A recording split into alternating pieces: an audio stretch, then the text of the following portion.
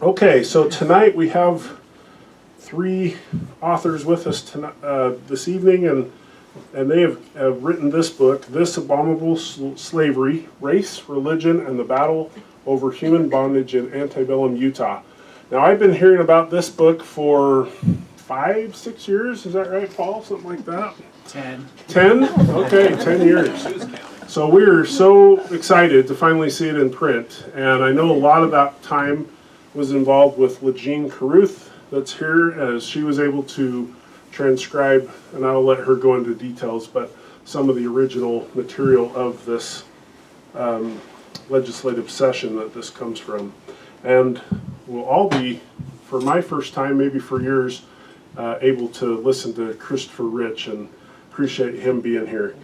Really quick, some of the other books that were been published by these authors. Paul Reeve had a book published, I believe, out of his thesis or dissertation called Making Space on the Western Frontier, Mormons, Miners, and the Southern Paiutes. Have a copy of that available. His most recent book, Let's Talk About Race and Priesthood, published by Deseret Book. This is a wonderful little series about a lot of kind of touchstone topics or controversial things that people have questions about. There's one on polygamy, one on temples, there's one on the Book of Abraham, there's science, there's a lot of different, these short, but very well written, especially Paul's. And I think he's even said in the past he couldn't believe that Deseret Book was willing to put print everything that he said in this little book. So a very important book on race and the priesthood. Speaking of race and the priesthood, I apologize to Paul that we don't have probably his groundbreaking book on the topic, Religion of a Different Color. Unfortunately, the publisher has decided that that book should be so expensive that I don't even carry it anymore. So to get a hardback book is only $60 now. So I apologize, Paul, we don't have any in stock, but it's a wonderful book that I highly recommend that you read if you don't have one. Well, we'd be happy to special order it if you'd like. Before I forget, LaJean's earlier work that she did a wonderful job on in helping Rick Turley is the collected legal papers of the Mountain Meadows Massacre, 2 volumes. We actually have a used set here if anyone would be interested. Work that she's previously done. She also edited Diary of George D. Watt. Thank you, George D. Watt. That's very well done. And she continues to produce and research and probably make a lot of information available to other researchers through her transcribing of the shorthand records. Hopefully we'll see a lot more coming out in recent years. Really quick, the bathroom is down the hall if you need to use. There's a code to get in, 513. We will have refreshments in the hallway after. And any questions? Okay, well with that, then I'll turn the time over to Paul and these others, and we appreciate you being here tonight.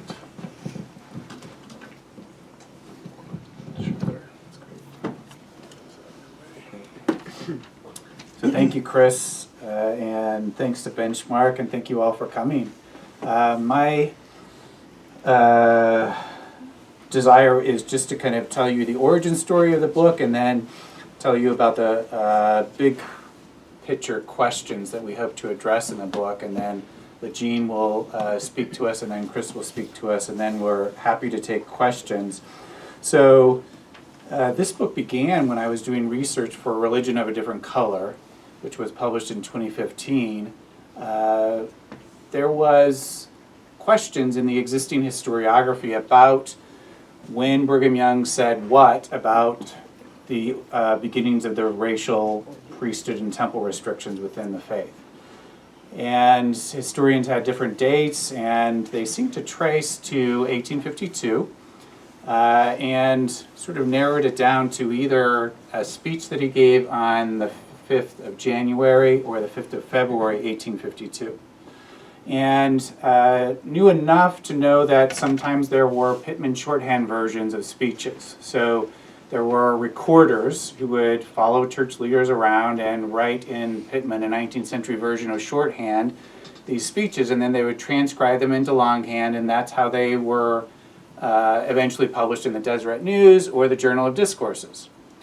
So I just went to the Church History Library catalog, and they have that Ask a Question feature, and I submitted, is there a Pittman shorthand version of a speech from Brigham Young for the 5th of January 1852 or the 5th of February 1852? I received an answer back that there was no Pittman version of a speech for the 5th of January 1852, but the response didn't mention the 5th of February. So I continued working on that particular chapter, and a friend of mine, artist Purcell, who many of you probably know, introduced me to Christopher Rich, who had published a journal article in the Utah Historical Quarterly on the legislative session of 1852 and the act in relation to service, this servant code that the legislature passed to govern the relationship between white enslavers and their black enslaved in Utah Territory. So I asked Chris if he would read the chapter draft and give me some feedback. He agreed to do so, and in that process he said, I really think the speech we're zeroing in on is 5th of February. So I submitted a new request to the Church History Department. Is there a Pittman version of a 5th of February 1852 speech by Brigham Young? And in this time didn't mention the 5th of January. And unbeknownst to me, because I hadn't met LaJean at that point, she ultimately was the person receiving these queries. The answer this time was, yeah, there's a Pittman shorthand version of Brigham Young's 5th of February speech, but not only that, a whole file in the George Watt collection of speeches from the 1852 legislative session that have never been transcribed. Watt recorded them in 1852, and they sat in his papers for 150 years, and the Church History Department immediately then put LaJean onto transcribing those speeches. And over the next several months, it was just kind of pins and needles, waiting every day if LaJean had transcribed something new. And as a result, we have a flood of new information about what those legislators thought, also new and vital information about the beginnings of the racial priesthood and temple restrictions in the Church of Jesus Christ of Latter-day Saints. And immediately then submitted, so the Church History Department allowed me to use that information and quote from some of those speeches in Religion of a Different Color, but I immediately submitted a request that, look, this deserves a whole book treatment, and eventually received the response that yes, you can use these speeches to write a book, and so the book wouldn't exist without LaJean because she provided the transcriptions. So Chris asked me to just introduce my two co-authors. LaJean is senior historian at the LDS Church History Department, and like I said, an expert in Pittman shorthand, Taylor shorthand, and the Deseret alphabet. And then Chris has legal training. He has a JD from the University of Virginia School of Law. He spent 11 years in the U.S. Army in the JAG Corps before transitioning to the reserves. And he is currently a PhD candidate in history at the University of Utah. Because of his legal expertise, then it seemed natural to invite him to also co-author this book, and he provides the legal analysis that I think really important insights that prior historians have missed in terms of what the legislature produced in 1852. So the big picture questions that we try to answer, we try to situate Utah Territory within the broader context of antebellum America. The nation is struggling to answer one fundamental question: can human beings be held as property? And obviously those in the North suggest that that's a fundamental violation of the founding ideals of the nation. Going back to the Declaration of Independence, we hold these truths to be self-evident that all men are created equal and endowed by their Creator with certain inalienable rights, life, liberty, and the pursuit of happiness. And slavery violates those founding principles. Those in the South will argue that, in fact, the U.S. Constitution protects slavery because they believe human beings can be held as property and the Constitution protects property rights. That standoff will not be resolved without the loss of 600,000 lives. But that's the fundamental question that the legislature is in Utah Territory is addressing. And remember, the 1850s then, historians refer to as this era, this decade of growing sectionalism. The nation strains north against south to the point that they start shooting each other. And the Utah Territorial Legislature is attempting to address that question. Can human beings be held as property? And our book goes through the way that they debate that question.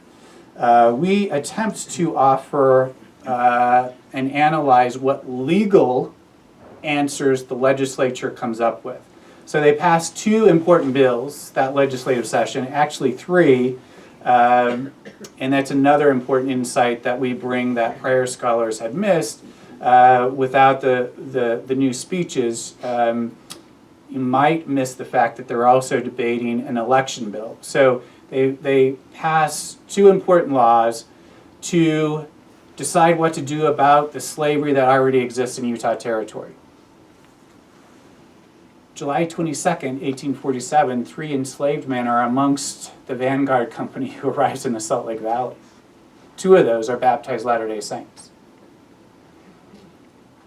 So enslaved people arrive 2 days in advance of Brigham Young in the Salt Lake Valley, African American enslaved people, and then Native American enslavement predates the arrival of the Latter-day Saints.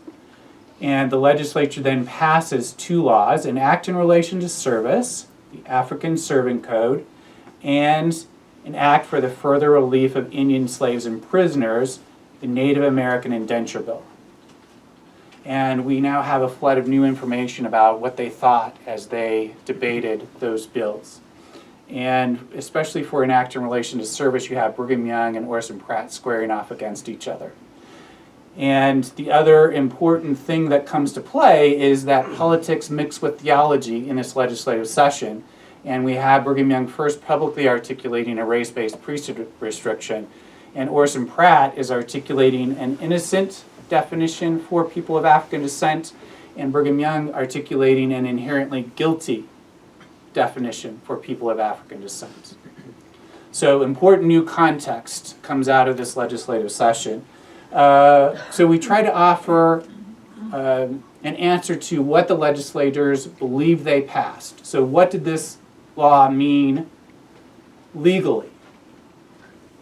And we think, in Brigham Young's mind, this does not equate to chattel slavery because it grants those of African descent who are enslaved some rights. If you have some rights, you are not mere property.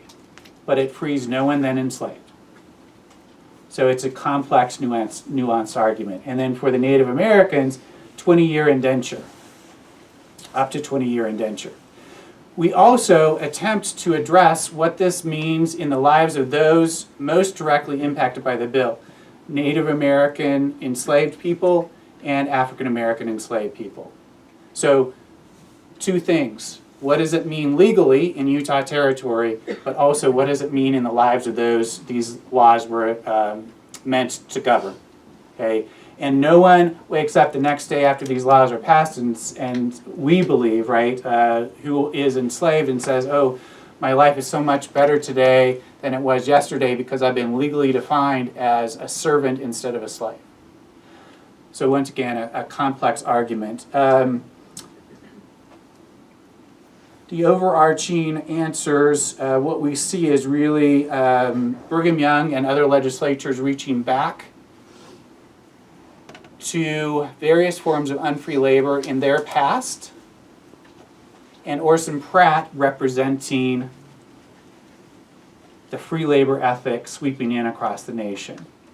The title of the book comes from Orson Pratt. He describes both Native American and African American enslavement and the bills that are being debated, he describes both of them as slavery. Okay, so you have a pretty heated debate taking place between Brigham Young and Orson Pratt, and we then try to situate that debate within the broader context of U.S. history. So that's a big picture overview. I'm going to turn it over to LaJean to kind of share her portion, and then Chris will speak after that.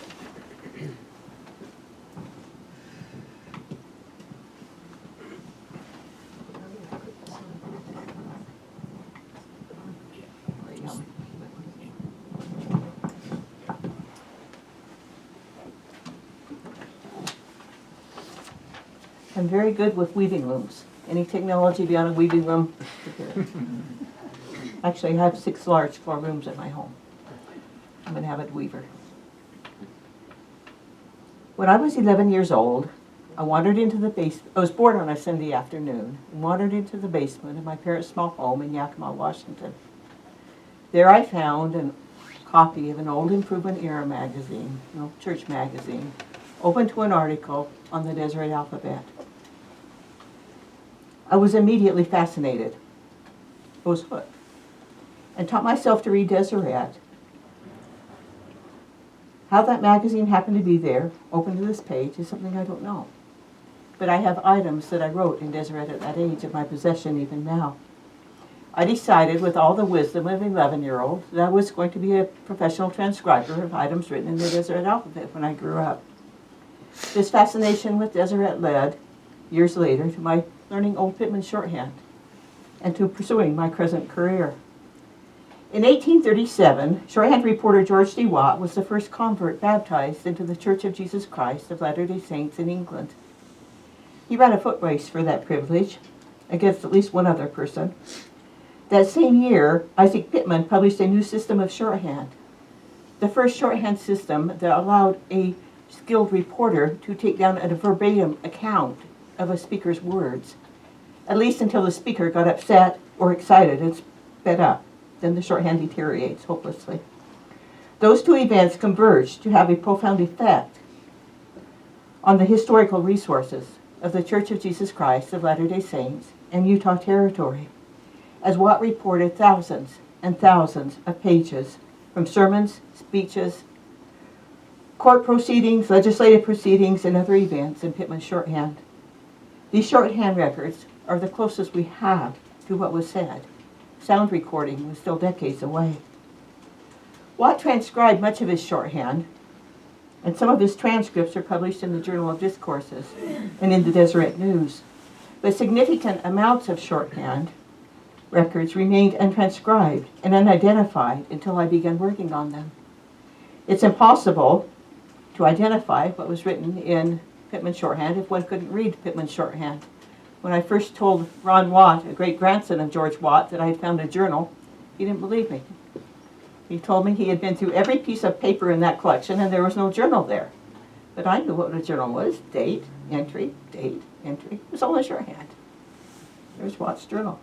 I convinced him. I'm a senior historian at the Church History Library, where I transcribed 19th and early 20th century documents written in Pitman and Taylor shorthand and in the Deseret alphabet. I'm frequently asked if I have the shorthand for such and such an item, and if I've transcribed it. For years, the most requested item was Brigham Young's speech of 5th January, 1852. No, I didn't have it, and more than once, including with Paul's request, I went back to the original shorthand notebooks, even though I had made a careful inventory, just to check. Did I miss something? No, we didn't have any shorthand. I later learned that Thomas Bullock read the speech for Brigham Young, as he often did, because Brigham Young had completely worn out his voice and could become physically ill from speaking. And there was no reason to take down a shorthand record when you had a longhand speech in front of you. In 2013, I received a request through channels of the church, as Paul has described, for any record of this speech. Now, Paul and I hadn't met yet, and I sent back a reply that no, we didn't have shorthand. Like I said, I went back to the originals and checked for the January 5th speech. And then I received another request for a speech on February 5th. and I found the church history library did indeed have shorthand for this. And not only for that, but also for many speeches in that legislative session by Brigham Young, Orson Pratt, Orson Spencer, Heber C. Kimball, and a lot others, and protracted debates over Indian, Native American, indenture bill, and the debates on slavery. I sent this information back, but I found back to Paul Reeve, and I began transcribing. Very little of Watt's shorthand for these debates had been transcribed, and what was transcribed was little known. Watt's longhand transcript for the February 5th speech is extant, but research had missed it. They consistently searched for a speech of January 5th instead of February. As I transcribed speeches and debates, I found Orson Pratt's vehement anti-slavery speech, which he gave on January 27, 1852. He argued against the bill that would allow slavery in the territory of Utah. Quote, I beg leave to state my views in regard to slavery of the African race. It has been considered by almost every state and territory that slavery was a great evil. I presume that almost all the slaveholders in the South look upon it as an evil, and as a very great evil. Shall we introduce this evil into our midst? No. Shall we take, then, the innocent African that has committed no sin, and damn him to slavery and bondage without receiving any authority from heaven to do so, that they and their children shall be servants to us and our children? The idea is preposterous in my mind. For us to bind the African, because he is different from us in color, is enough to cause the angels in heaven to blush. Let me and my garments be clear from this, Mr. President. End quote. As I transcribed this powerful speech, I hoped that it would be hitting to someone someday. I still do. My transcription of these hitherto unknown debates and speeches on slavery provided new understanding of the legislative proceedings as they debated African and Native American slavery, and of the thoughts and feelings and reasoning of those speaking. Watt's longhand transcripts are extant for Young's speeches to the legislature on January 23rd and February 4th and 5th. Comparing the shorthand to the transcript shows Watt's alterations, his insertions, deletions, word changes, which at times significantly changed not only the words, but the meaning of the content.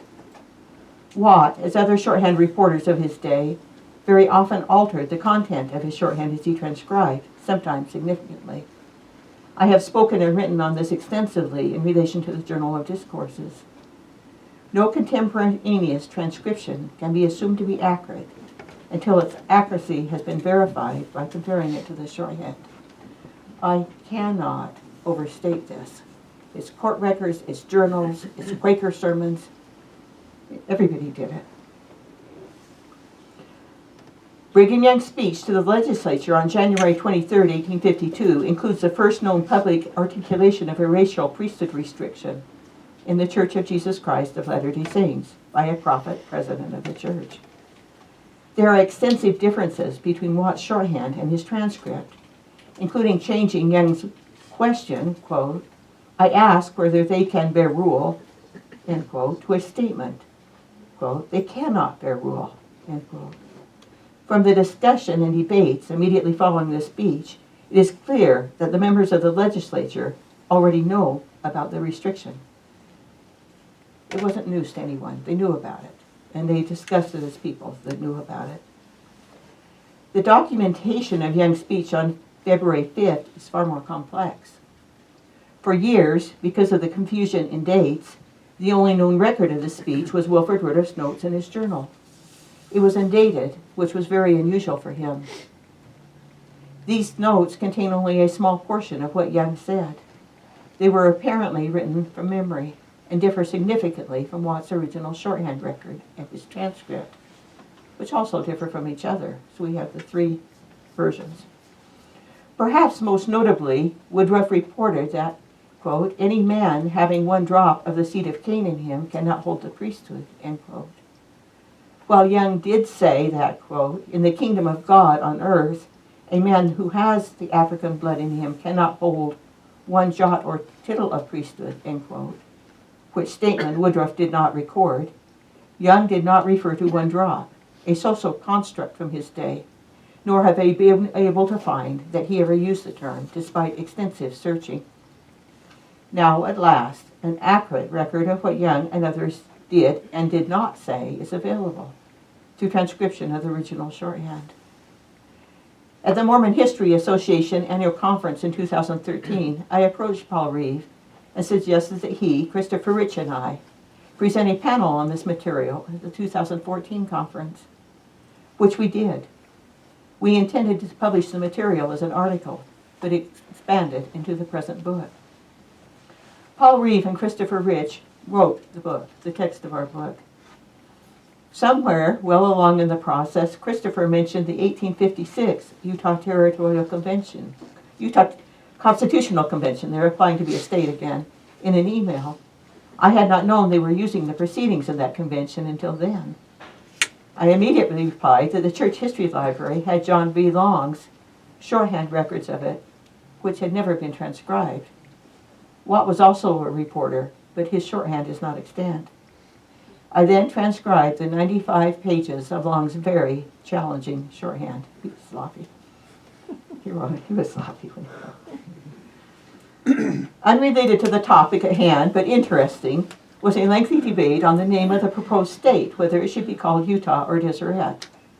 The most creative argument in the debate was cited by Parley P. Pratt. Quote, "It is well known by the community that the present speaker on the floor frequently attempts to write a little poetry. But he never could write any poetry to the name of Utah. It is a very unpoetical name. To me, there is no poetry in the name. And as I profess to be, and sometimes get, a spirit of poetry, I very much wish to retain the name, the state of Deseret." There were extensive debates on slavery in the convention. Orson Pratt again forcibly presented his views against slavery. Some of his arguments were similar to his 1852 anti-slavery speech before the Utah Territorial Legislature. Some were new. He asserted that the principle of slavery was not constitutional, and allowing slavery would conflict with the declarations in the Constitution they had just written. He admitted that while slavery had been divinely authorized in previous ages, and certain peoples had been cursed, the people of mid-19th century, had no divine authorization and no divine authority to carry out a curse on any people. Furthermore, he stated, quote, "We have no proof that the Africans are descendants of old Cain, who was cursed." Unquote. This is rough material to deal with. Slavery is abhorrent. Understanding is not excusing, and I know of no excuse for slavery in any form. But accurate transcriptions of what was really said can help us understand the men, their thoughts, their values, their time, and why they spoke and acted as they did. Thank you.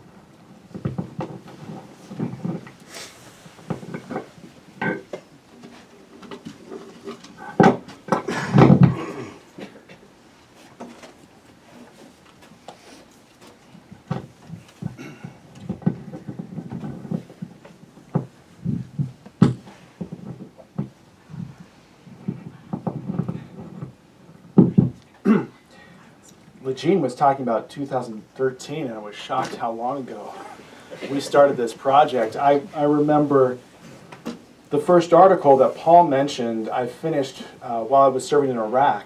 I'd do my day job, and then at nights I'd go to my CHU and sit there and work on the article. And when I turned it in the Utah Historical Quarterly, one of the reviewers absolutely savaged me over my argument. Just really went after me. So I'm grateful that Paul had some faith in me at some point, and that we were able to get together and finally complete this book. But again, for context, from the beginning of the Mexican War in 1846 through the beginning of the Civil War 15 years later, there was really one major question that preoccupied American politics, and that was the spread of slavery into the American West. At the time, no one actually believed that plantation agriculture was possible in that region, or that slavery would ever be practiced on a large scale. The idea was that the climate was simply too dry and the soil was too poor. But there were important legal and constitutional issues that were at stake. And that's what many of these national debates revolved around. It was not a question of whether you would really have slavery in the West, but whether it was constitutionally permissible to do so. Under the Compromise of 1850, the people of Utah could at least ostensibly choose whether to legalize slavery or not. But at a time when there were many forms of unfree labor, which were common, which were still existed even in the North, the people in Utah also had to define the boundaries of slavery. What was slavery? Was it different from servitude? And it turns out that even at the time, there were very different answers to that question. When the Latter-day Saints first came to the Salt Lake Valley in 1847, they believed that the region was a legal tabula rasa. Over the next 4.5 years, however, they did not pass any legislation concerning slavery.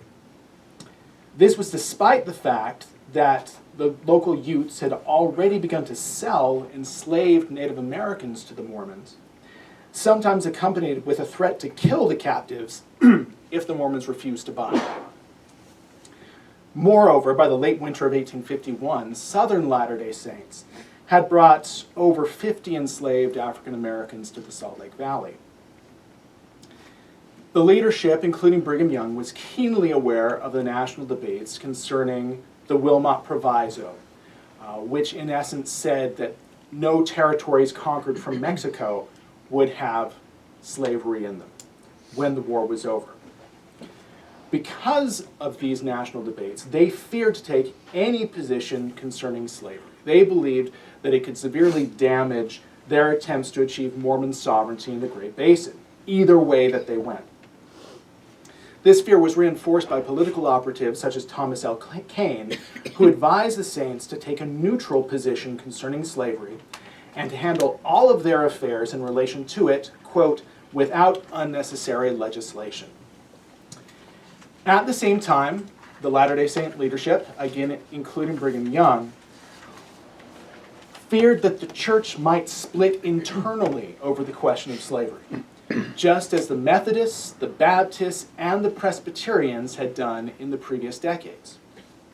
As a result, official neutrality seemed to be the most prudent path forward. The pretense of neutrality left an open question, however.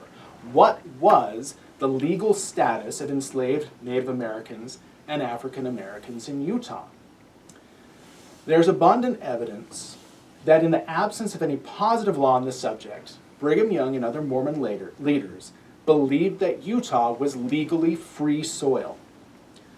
Although Young would later become a vocal critic of the common law, in 1849 he asserted that in Deseret, slavery should be governed by common law principles rather than a constitutional provision.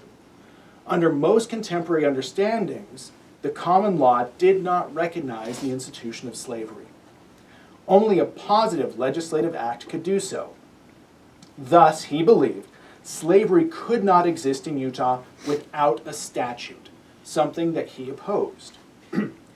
He made his views abundantly clear in the summer of 1851. Quote, "Shall we lay a foundation for Negro slavery? No. God forbid and I forbid. I say, let us be free." Although Young opposed the legalization of chattel slavery in Utah, he was willing to allow masters to keep their slaves as de facto servants or dependents, as long as those servants gave some kind of nominal consent to their relationship. This policy sidestepped a direct confrontation with Mormon enslavers that Young wished to avoid.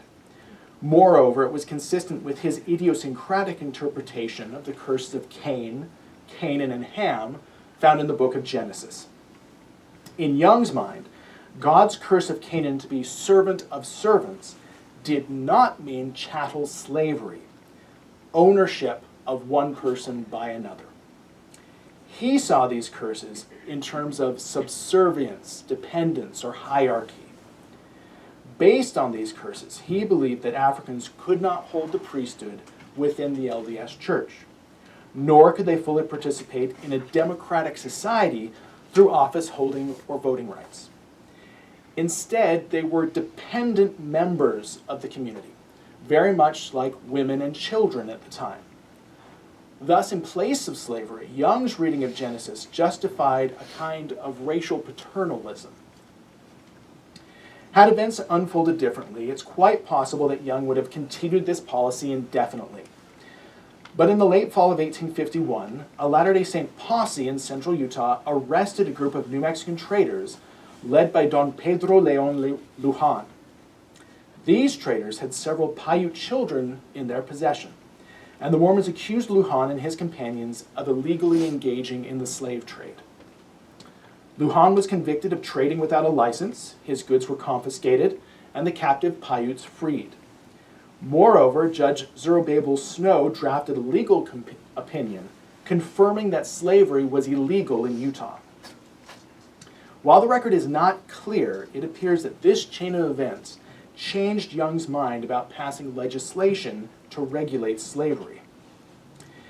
In January 1852, and this is the January 1852 speech that everyone kept referring to, and which LaJean said, we don't have copies of that, Young urged the territorial legislature to take this, quote, nefarious traffic in hand.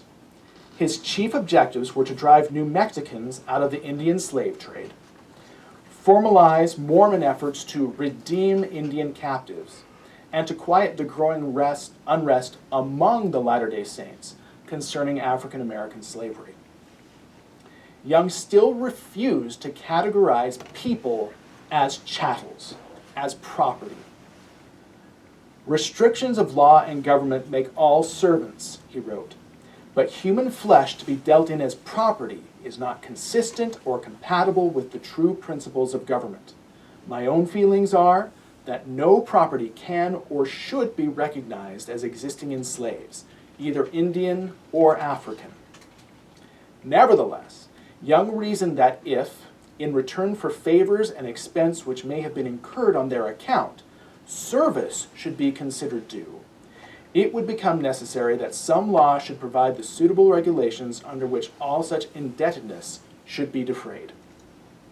He therefore suggested holding the enslaved in an intermediate form of unfree labor, which he labeled as servitude. He was never entirely clear what that meant. What were the boundaries of servitude? But it's likely that he thought of it as a kind of apprenticeship, something that he and many other members of the Latter-day Saint hierarchy had personally experienced. Based on these vague instructions, a committee consisting probably of George A. Smith and Orson Spencer drafted two bills, which eventually became an act for the relief of Indian slaves and prisoners and an act in relation to service. The first of these proposed a kind of involuntary apprenticeship for Native American captives that could last up to 20 years. The second proposed forms of servitude for two specific groups: African American slaves and European immigrants who were indebted to the Perpetual Emigrating Fund or to private lenders. Young hoped that these bills would halt the growing conflict in the community over slavery. Instead, they initiated a series of bitter debates in the legislature, some of which, as we've mentioned, were captured in Pittman's shorthand.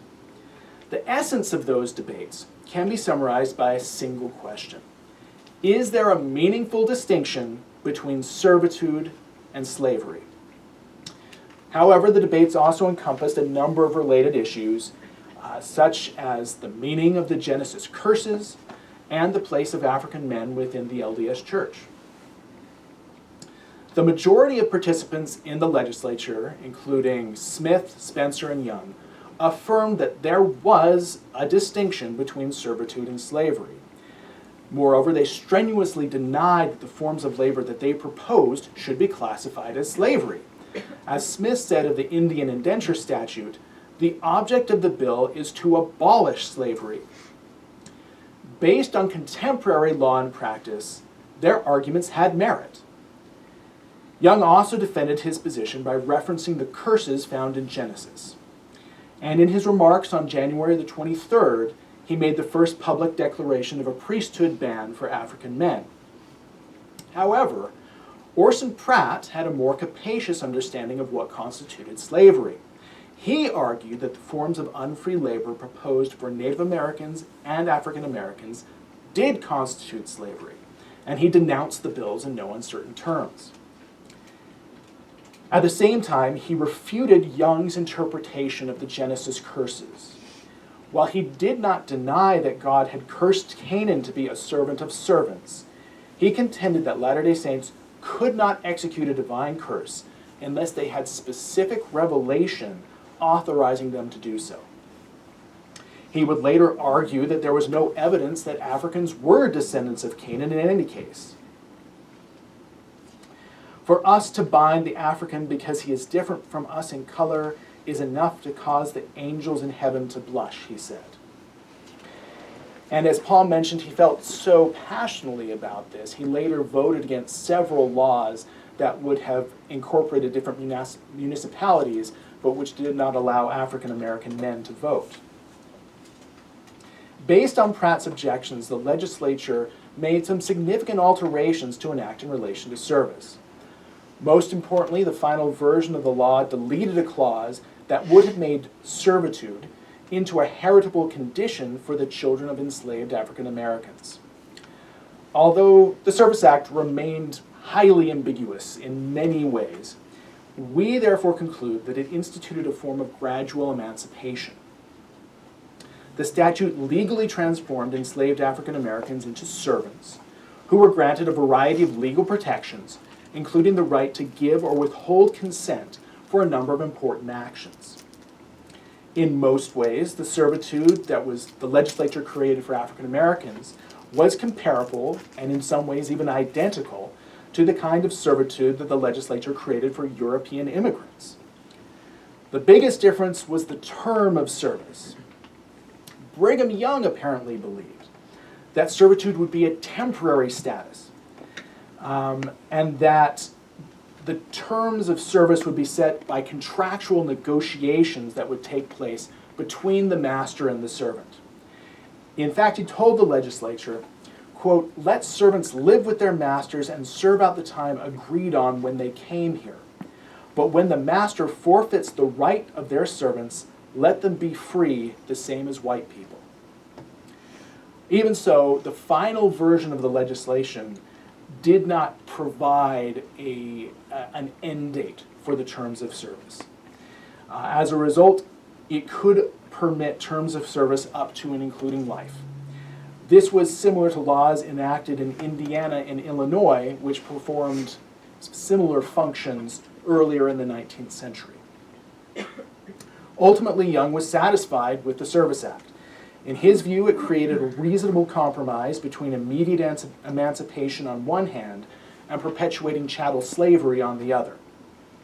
The law ensured, in his words, that Africa's sons and daughters are not goods and chattels, while at the same time acknowledging that Canaan shall be a servant of servants unto his brethren.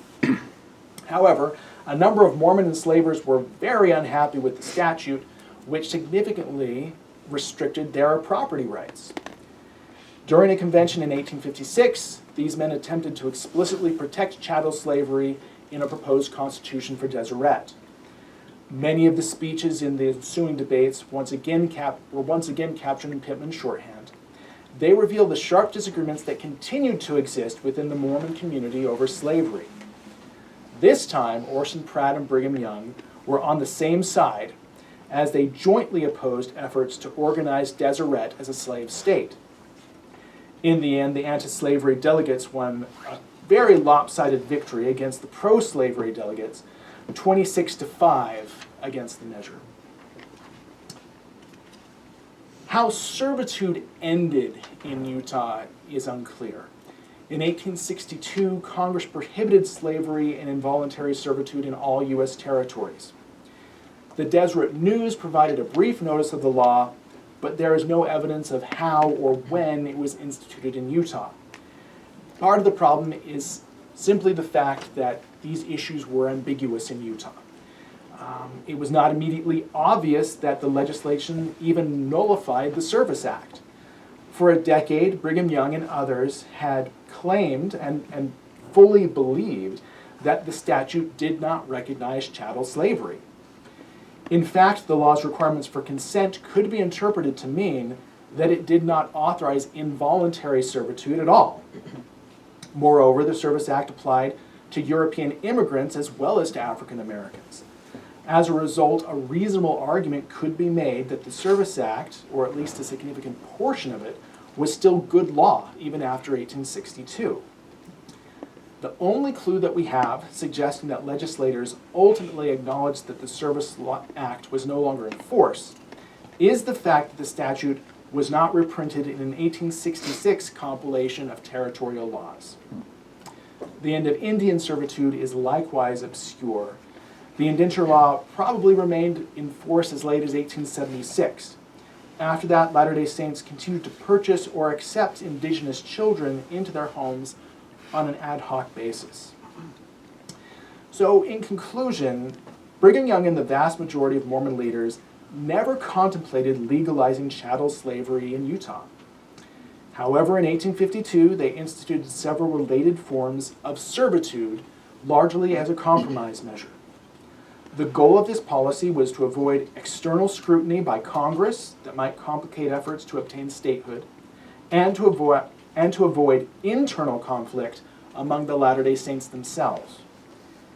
However, it is also clear that Young and his supporters were strongly influenced by his paternalistic interpretation of the Genesis curses. The results of this policy, much like the statutes themselves, were ambiguous. During the 1852 legislative session, Orson Pratt strenuously objected to early drafts of these laws on the basis that they legalized slavery. And it is clear, at least we find from the records, that some Mormon enslavers continued to treat their workers as property. From the perspective of the enslaved workers, there was probably little difference on a day-to-day basis between being a slave or a servant, regardless of what label was used. This is a perspective that, as Paul said, we take seriously in our book and try to explore in some detail. Even so, the laws provided servants with a number of important legal protections that were subsequently recognized by local courts. Perhaps most importantly, these statutes were meant to transform the enslaved from property back into human beings, with rights and personal agency, circumscribed though they might be. Thank you.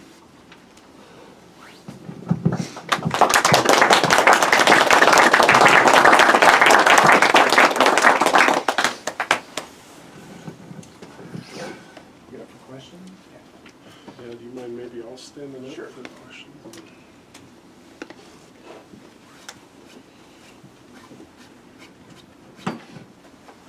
Happy to take questions.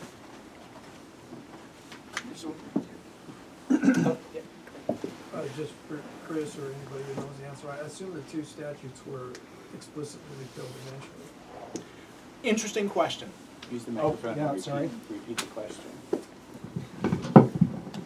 So the question was, if I understood it, that these statutes were explicitly repealed at some point. We have found no evidence of it. We've looked in the legislative journals. It's possible, but they do not. It does not appear in the legislative record anywhere. They just don't show up in later compilations of territorial law. So it's possible that they believed that perhaps the 13th Amendment had overridden the law. Maybe they thought there was no need to explicitly repeal the law. Perhaps they just didn't want to do something like that publicly. It's not entirely clear. The laws just disappear at one point. Gary? Is there any evidence of trafficking, actual trafficking in enslaved people in the territory? Well, certainly New Mexicans came into the territory and trafficked enslaved Native Americans and brought them back to New Mexico over the old Spanish Trail, and that had been going on for some time. indigenous people themselves had trafficked other indigenous people, either taking them to California or into New Mexico. There is some evidence of sales of enslaved people in Utah, of both enslaved Native Americans and African Americans. There are some questions about how the law would have affected the children of enslaved African Americans who were actually born in Utah. The argument that we make, and we think that probably is the best argument, is that they would have been considered free, although they could have been held in a form of servitude. And the law, at least from Brigham Young's perspective, was meant to stop the sale of enslaved people. That's one of the things that he found most distasteful about slavery, chattel slavery, is the idea that you could take a person and sell them. Nevertheless, there are records of sales between Mormon enslavers. Was this like public? Are these like public sales, or is this like private? You know, I have somebody on, you want this person, I'm going to sell them to you. Yeah, the latter. So no like slave auctions or anything like that.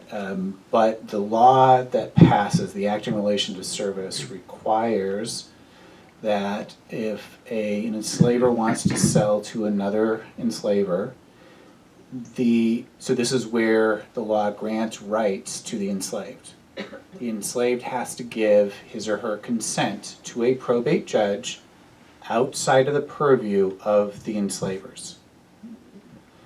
So that's one right that enslaved people are granted that they wouldn't have had in chattel slavery in the South. Did that ever happen? We cannot verify that that provision was followed. So Abraham Smoot sold Lucinda. Abraham was in England at the time. His name is on the bill of sale, as is his wife, Margaret, to Thomas Williams. Did Lucinda have an opportunity to give her consent to a probate judge? We don't know. We just have the bill of sale. The law, so they're registering, right, as required by the law. And so they seem to be aware of the law, but did a probate judge take Lucinda outside the purview of either enslaver and ask her consent for this transfer? Just don't have evidence of that. There is a holy grail for this project called the Probate Register of Servants, which these registrations will mention as registered in the Probate Register of Servants, page 4. This book somehow existed in the 19th century. The Church History Library does not have it. The state archives do not have it. The county archives do not have it. So we presume that it would have at least given us additional information, never able to put our hands on it. So that's as much as we know. We do know that, at least in the case of Lucinda, a probate judge did approve of the sale. And he wrote on the certificate itself, I approve this. So it's possible that Lucinda was taken before him and gave her consent, as was required by the law. We just, from the available record, we don't know for sure. For LaJean, is the Pittman shorthand still being taught, or have you taught anybody else to follow in your footsteps? You've done an amazing job. I have tried. I've got a wacky brain. When I was in college, a roommate looked at me one day and says, LaJean, you're an odd mixture of patience and impatience. And she was right on. And I'm an odd mixture of some really exceptional abilities, but I've got some unusual inabilities. I can't drive, and there's other things I simply cannot do. In 1974, I was 22. I was a broke graduate student. And I went to the manuscripts librarian at BYU and asked if he would hire me to read Deseret items. And he said he didn't have much in Deseret. There wasn't much written. But if I learned Old Pittman shorthand, he'd give me a job. Well, you know, $1.60 an hour, student part-time work, but I can live on very little. And so every history I had read of Deseret erroneously said it was based on Pittman shorthand. So I said, okay, I'll learn Pittman shorthand. and went out to the stacks and got a book from the mid-1800s and studied 20 hours on my own time and started reading James Talmage's shorthand. I didn't think anything of it. I was 22, didn't occur to me that this was anything until I tried to teach people. 20 hours is nothing, 200 hours is nothing. It just does not click. I'm 72. I'm working hard. I have people who can verify my work, but I don't have near anybody who's even approaching being able to read Watt's shorthand notes. I can tell you who spoke fast and who spoke slow. John Taylor and Orson Pratt spoke more slowly than the others. Shorthand's better. Here and then here. I'm curious what you think are the biggest misconceptions people have had on this topic, slavery in Utah, and how has your book maybe corrected those misunderstandings or those inaccuracies, and how has your new research moved us past some of those past inaccuracies or misunderstandings people have had on this subject? I started the project, I started thinking about this right after graduating law school. And I had started getting very interested in early Utah history, and I read a number of works saying that slavery was legal in Utah. I went, well, okay, that's interesting. I haven't heard that before. And being a good law student, I went to the statute. I actually read the law and said, whoa, this isn't doing what they think it's doing. So from my perspective, I was interested in the legal question, and gradually Paul helped open me up to what's actually going on the ground there, which is also an important part of being a historian. But that was the original subject that I was interested in, and my conclusion was no, from a legal perspective, slavery was not legal in Utah, and the law was specifically written to avoid that. Nevertheless, it's a highly nuanced argument with a lot of complications when it actually comes to putting it on the ground. And even so, the statute remains ambiguous in some ways. But I think that's moving the knowledge forward somewhat. And by slavery, you mean chattel slavery in the South, the kind of thing most people associate when they think of slavery in the United States, right? Right, That exactly. kind of slavery. Well, and that's, if you have the book right now, or if you've read it, because it's such a nuanced argument, drawing a distinction between servitude and slavery, which is something that we don't do today, rightly so. I mean, anything like this sounds like slavery to modern ears. Again, rightly so. Because anything that diverges from the idea of free labor, from the idea that I can quit my job anytime I want to, sounds like slavery. Well, in a modern context, it would be. It was not in the early to mid 19th century. And for people like Brigham Young, who had grown up with a variety of different types of unfree labor, apprenticeship, indentured servitude, they could imagine types of unfree labor which did not constitute chattel slavery. And that's what they had ideas of what they were not creating. They were not creating chattel slavery as it existed in the South. They were not creating Native American slavery as they believed it existed in New Mexico or among the Ute people. That's what they were fighting against. So from the other side of things, right, some people seem surprised that slavery existed in Utah Territory, so we're documenting that, right? Right. African American enslaved people, some of whom are baptized Latter-day Saints, a white Latter-day Saint enslaving their fellow congregants, right? They're co-religionists. That existed in Utah Territory, and indigenous, right? And then we're simply saying these are the answers that the legislature came up with so we have a chapter called Implications. What does this mean in the lives of those who were enslaved? And all the legal distinctions that Chris points to, right? This is my conversation with Chris. Hey, that means nothing to them on the ground, right? Okay, so I've been granted some rights. I'm still not free. So those who were brought to Utah Territory, enslaved African Americans, could die enslaved in Utah Territory according to the law that was passed. granted some rights, so in Brigham Young's mind, they're elevated above the condition of chattel or property as practiced in the South, and there are firm distinctions between the law that's passed in Utah Territory and chattel slavery laws in the South, right? But we try to get at what that meant for those who were enslaved, and obviously they're leaving few records behind. We have Alex Bankhead who says, you know, our life in Utah wasn't that much different from life in the South. Were they even aware that they were granted some rights? We have no indication of that. Were some of the enslavers in Utah Territory aware of the law's existence, right? All of those are open questions. So it really is a complicated and nuanced argument, and we try to understand it from the legal perspective and then from the perspective of those who were enslaved. And so, you know, I continue to encounter people who are surprised that there were enslaved African American and Native Americans, and in Pratt's mind, both laws equaled slavery. His response, this abominable slavery, right? Yeah. So there's surprise on both sides, right? We're saying there's a more complex understanding of the legal argument, but also slavery existed. Yeah.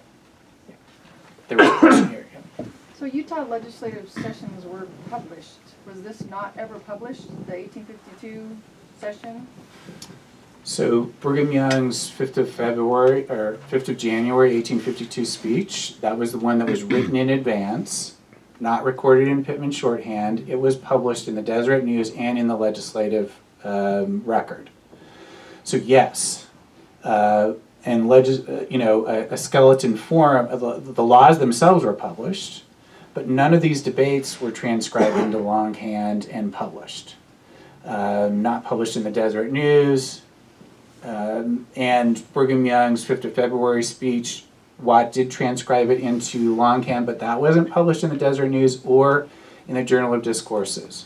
So, yeah, the laws themselves were published, and Brigham Young's 5th of January opening speech for the legislative session was published, but none of the debates were published. So none of what LaJean transcribed, there's no comparison to it? Correct. Correct. There are other legislative sessions that have never been transcribed. I've gone through them looking for anything on slavery, but there's a lot that's never been transcribed still. We need to clone you, LaJean. And it was the same thing with the 1856 Constitutional Convention, where these arguments continue. You can build a skeleton of what happened in some of the legislative journals and so forth, but the meat, we just didn't know up until this point. And I'll just add, in terms of the legislative session, we briefly mentioned, but Orson Pratt is proposing in this legislative session in the debate over the election bill. So there's a chapter on the election bill as well. He's proposing that black men be allowed to vote in 1852. That produces some of Brigham Young's most racist statements in that 5th of February speech. We just as well make a bill here for mules to vote as Negroes and Indians, Brigham Young says, in response to Orson Pratt's proposal that black men be allowed to vote. So none of that prior historians understood that the election bill is responsible for some of what Brigham Young is saying, and he goes through a list of people who he says should not be allowed to vote in Utah Territory. People of Pacific Island descent, Mexicans, people from Asia. None of them should be allowed to vote in Utah Territory, but only one group that he says should be denied the vote should also be denied the priesthood. Right? So all of that comes out in that 5th of February speech, and if you, it only makes sense if you understand that Orson Pratt is proposing that black men be allowed to vote. And he will respond to Brigham Young. We know he spoke on the 4th of February, and so we think Brigham Young, his 5th of February speech is in response to Orson Pratt. Unfortunately, that 4th of February speech was not recorded. Or it's not extant. Or it's not extant. Probably not extant. If it was recorded, it doesn't survive. So, you know, time travel historian, that's where I'm going, 4th of February, and listening to Orson Pratt. right? Because Brigham Young comes full guns blazing the next day. And on the 4th of February, Brigham Young did speak. And he said, no one got up to speak until Pratt got up to speak, and he only got up to speak to stick his thumb into me. So we know they're going at each other, right? The afternoon of the 5th of February, after Brigham Young gives this strident speech, Orson Pratt, like Chris mentioned, votes against the Cedar City and Fillmore incorporation bills. These are two rubber stamp bills. They're just, the legislature is legalizing the incorporation of two municipalities in the territory. Orson Pratt votes against them because those municipalities did not allow black men to vote. It's his way of pushing back again against Brigham Young. Here, and then here. Help me understand the different capacities in which Orson Pratt and Brigham Young are speaking.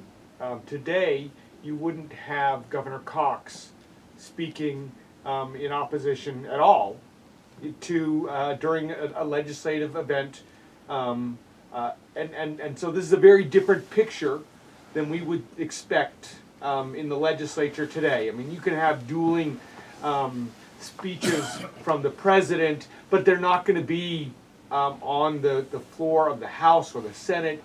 So, in what capacity is that happening? This is a weird competition to have that happen on the floor of a legislative event. Yeah, so I'll give my answer and then I'll let LaJean and Chris weigh in as well. There's just profound mixture of church and state taking place. So obviously Brigham Young is territorial governor and president of the Church of Jesus Christ of Latter-day Saints.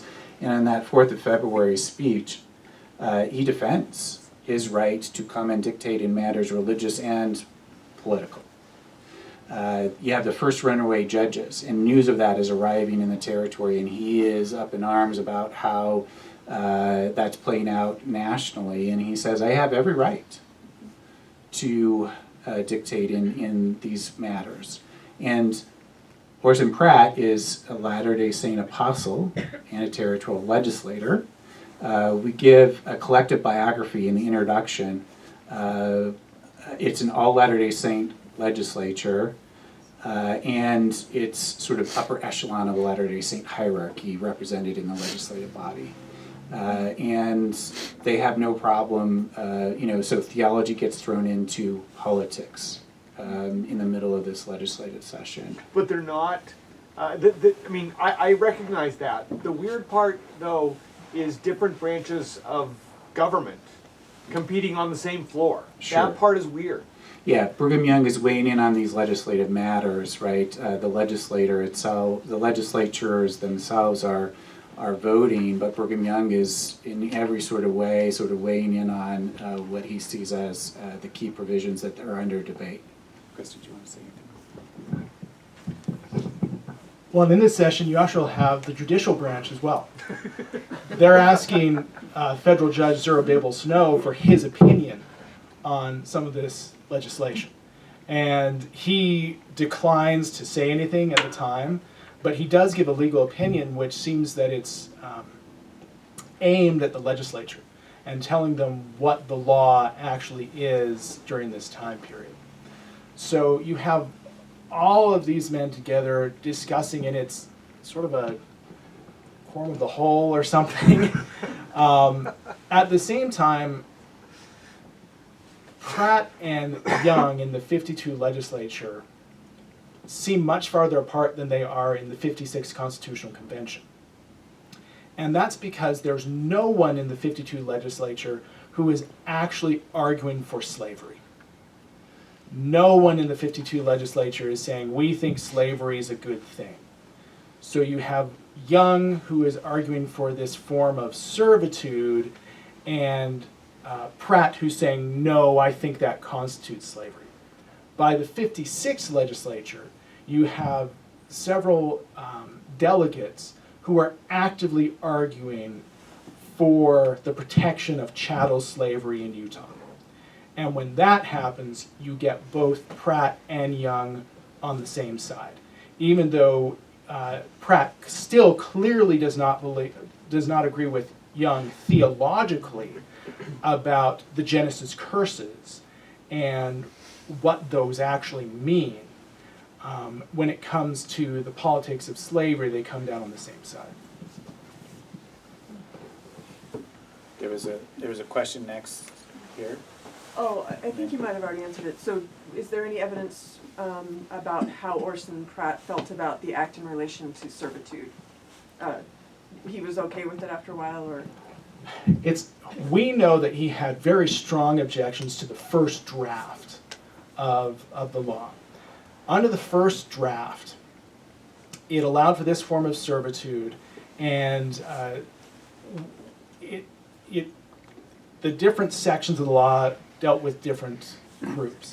There was one section that dealt with European immigrants and another section that dealt with enslaved African Americans. And the original version said that servitude could pass on to the children of enslaved African Americans until the curse of Canaan is removed. So basically until God takes away this curse. That is specifically what Orson Pratt is objecting to in his arguments, and that is stripped from the law. So when you go back, and it's fascinating to look at the original version where those lines are crossed out, what had started as a kind of heritable servitude, we believe turns into a kind of servitude which stops with the present generation. It does not go on to their children. After those changes are made, we don't have any more comments from Pratt that are recorded specifically talking about the law. We know that he does make some comments, I believe on the day that Young signs the bill into law, or right around there, but what they are not recorded. So we don't know for sure what his opinion was of the final version of the law. So Pratt was not a legislator? He was. Do you know how he voted? No, so that's the problem. Only in the 56 Constitutional Convention is there a roll call vote. And the proposal that Utah apply for its second application for statehood be explicitly as a slave state is voted down 26-5. And the tensions are so high, they want their names registered. So we have a roll call of who voted. Only one apostle voted in favor of applying for statehood as a slave state, and that was George A. Smith. And when Brigham Young finds out about it, he calls Smith on the carpet. He says, I was going to send you to D.C. with this Constitution, and if you're for slavery, I'm not sending you to D.C. with this Constitution. We will not apply as a slave state, right? But for the legislative session, we don't have roll call votes, so we don't know how anyone voted on any of these bills. The thing I was going to add in addition to this question, we do have Pratt on record in opposition to an act for the further relief of Union slaves and prisoners. And he's calling that they can be indentured for up to 20 years. He's still referring to that as slavery. So I can't imagine him still being okay. I mean, we think they dropped those 18 words, which would have passed on the condition of servitude to the next generation. We think they dropped that because of Pratt's opposition to the act in relation to service. But he's still not okay with an act for the further relief of Indian slaves and prisoners, which is a 20-year indenture. So, which is not heritable. It's not heritable, right? So he's still opposed even if he's calling both slavery. You're enslaving them for up to 20 years, he says. Right. Do you know what the final vote was in 1852? No. Oh. No, those votes, the tallies aren't recorded. Okay. Yeah, unfortunately. Tina? And then sorry, I'm going to put a plug in for your little book here. You got to buy this. This is my third great-grandfather right here. He's one of the LDS black people in the church that was denied the priesthood because he was black. Yeah. Professor Reeves has done an amazing job doing a what is it called? A website, Century of Black Mormons. If you haven't seen that or heard of that, look that up. He has documented the first black members of the church. And I am the third great-granddaughter of Nelson Holder Ritchie, who was a slave. And he moved here to Utah. but he moved here a little later, so he wasn't involved in all of this political, but he was involved in the church side of it. So. Thank you, Tina. It's a remarkable family story. Anyway, so there was a question here on the front row, and then back here, and then Chris, are we about? Another 7-8 minutes. Okay. Yeah, maybe it ties to what she was asking about, but I was wondering, as far as like in the implications section, if there are records of people who were like just civilians who these laws impacted, and if someone like Lucinda that you're talking about, if even though they had the ability to consent or not consent, if it would have made a difference, like were they able to be integrated into society? Could they even live? Were schools segregated? Like that's what and sorry, I haven't read your book, but would that have even been an option realistically to say no? Because then you're just ostracized. Do you have to leave the state? Like how does somebody integrate if they were to say no? So yeah, in that implications chapter, we deal with both those who are indentured as Native Americans, and we see sort of a spectrum. We try to offer a spectrum of possibilities. Here's the ideal of the law, right? How did it play out in practice? So we have one child who is indentured, Native American child who is indentured for, I believe, 10 years. She doesn't even, she actually gets married before the indenture is up. She's sealed in a Latter-day Saint temple, married to a European immigrant, and seems to integrate into broader Euro-American society. Moves to Arizona and dies giving birth to twins, where she's buried, but nonetheless no prohibition against a Latter-day Saint sealing ritual in a Latter-day Saint temple, but we have other examples that don't work out so well. And then for the African American, I'll just give it to Chris, there's a court case that does play out. So we know of at least one case where a man named Williams Camp, an enslaver named Williams Camp, attempted to take an enslaved man named Dan or Daniel back to Texas. And Daniel did not consent to this. And so he fled. Williams Camp put together an ad hoc slave patrol, captured him. Daniel went to his Latter-day Saint bishop, Edwin D. Woolley, let him know what was happening.